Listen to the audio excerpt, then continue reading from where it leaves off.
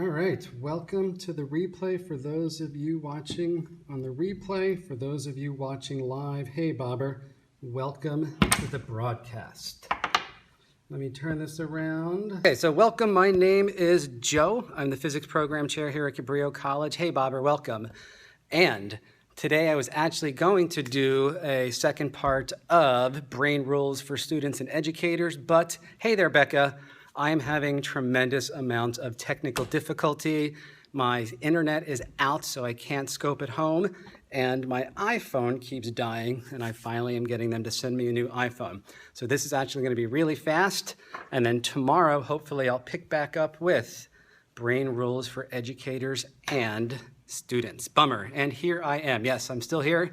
Today's day 42. So let's be quick. So let me just show you here.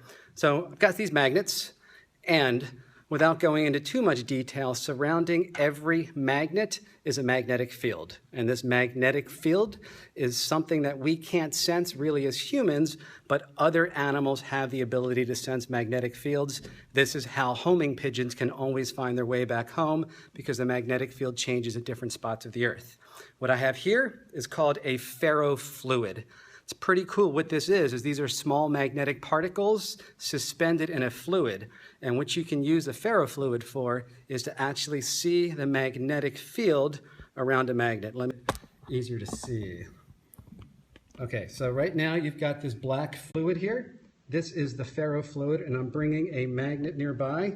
And what you'll see is the magnet and the ferrofluid starts to line up with the magnetic field. See if I can get this up here. Actually, let me turn this around. Okay, so you've got the ferrofluid. If I bring the magnet nearby, what you can start to see is the actual shape of the magnetic field. Pretty cool. You can see the magnetic field lines.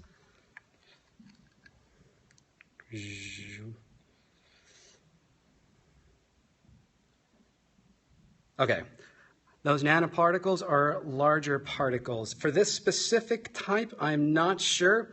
When it was first created, actually NASA invented ferrofluid. I believe these are nanoparticles suspended in just a fluid. It might just be water. Okay, the other thing I wanted to show you is bending a beam of electrons. So let me turn. Now here's an old-time television. You can't even find these anymore. What is the suspension liquid? In this case, I'm not sure.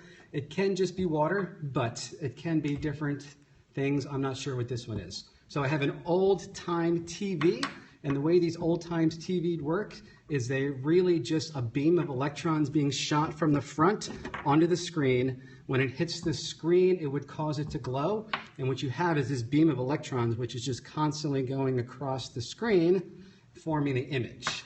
Now, if I take a strong magnet, magnets will actually bend moving charged particles. They'll deflect them.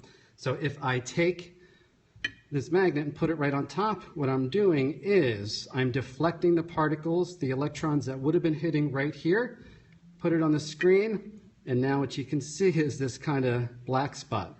What it's doing is the strong magnet is deflecting the electrons that would have been hitting the screen. And if I get a more powerful magnet, I can actually warp it. Pretty neat, huh? So again, this strong magnetic field around this magnet is deflecting the path of the electrons. They would have hit the front of the screen, causing it to glow, but the magnet is deflecting them around. Now, I also have an old-time color TV. Now this one I'm not really going to explain. It's a little bit more complicated, but you kind of have three different paths. So check this out. Let me zoom in. You can actually sort of start to see the different colors and how the magnet is causing them to be bent by different amounts. Can the magnet affect the TV afterwards? Great question. The answer is yes. You would not want to do this with a TV that you really care about or a computer screen. What can happen is you can magnetize the front of the screen, and if that happens, you'll never get a picture the same way again.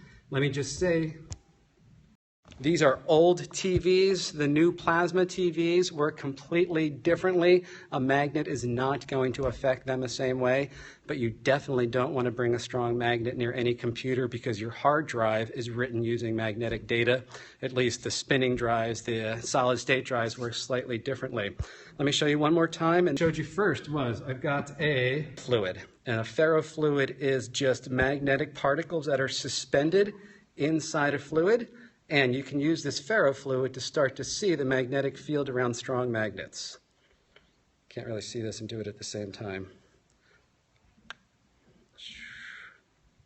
And those little lines, those little cones, the magnetic particles are lining up with the magnetic field of the magnet along the magnetic field lines. And so we use this to start looking at what does the magnetic field around specific kinds of magnets look like. It's pretty cool. And then the second thing I showed you was TV. The way these work is really just a beam of electrons which are hitting the front of the screen, causing it to glow. And what happens is this beam of electrons is constantly sweeping across the TV very, very rapidly. To you, it looks like a continuous image. If I bring a strong magnet nearby, magnets will deflect moving charged particles. So what will happen is these magnets are deflecting the beam of electrons so that none of them are hitting right where the magnet is.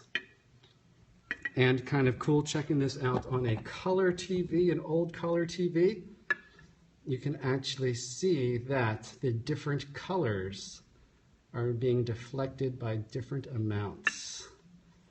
Very cool picture there. So that is it for today. Again, like I said, hearts for a cool scope, thank you. I was hoping to continue with my series on brain rules for educators and students, what we know about the brain. Having some technical difficulties. I should have a new iPhone by tomorrow. Should have the internet fixed by tomorrow. So if you are joining this for the first time, my name is Dr. Joe McCullough. I'm the physics program chair at Cabrillo College in Santa Cruz, California, and I made a one-year mission to get on Periscope every single day for a year and share daily doses of dopamine through education, entertainment, and inspiration. Today was all about a little bit of physics education. Tomorrow, hopefully, I'm going to pick up with my series, Brain Rules for Educators and educators and students. What we know about the, let's do some blue math. What we know about the brain, how you can use that information as a student to learn faster and as a teacher to teach more effectively. Have a great evening, Joe. Thanks for the dope scope. Becca, you are so welcome. If anybody's not following EFT Doc, Rebecca, check her out. She's got some great scopes on Sunday nights. I forget what time, but Sunday evenings is when she does it. Okay. Thank you, everyone, for tuning in. My name is Joe, and hopefully I will catch you tomorrow.